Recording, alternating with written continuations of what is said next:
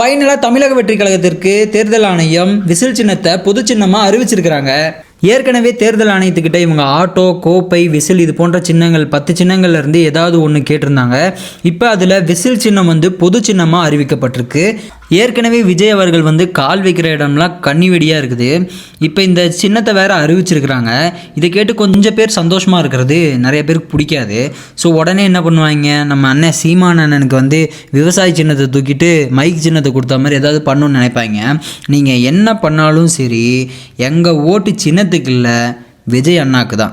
இதுவரைக்கும் திரையரங்குகளில் மட்டும் ஒலித்த தளபதி ரசிகர்களின் விசில் தமிழகத்தை ஆளப்போகின்ற தலைவனுக்காக உங்கள் தம்பிகளிடமிருந்து வாக்குகளாக ஒலிக்கும். அண்ட் வீடியோ முடியும் போது லாஸ்ட்டாக ஒரு சின்ன மிமிக்ரி வைரமுத்து சார் வாய்ஸில், சன்ரைஸிலிருந்து ஒலிக்கும் ஒளியாக இருக்கட்டும், டார்ச் லைட்டிலிருந்து ஒலிக்கும் ஒளியாக இருக்கட்டும், இவை அனைத்தையும் விட விசிலிலிருந்து ஒலிக்கும் ஒளியே சக்தி வாய்ந்தது.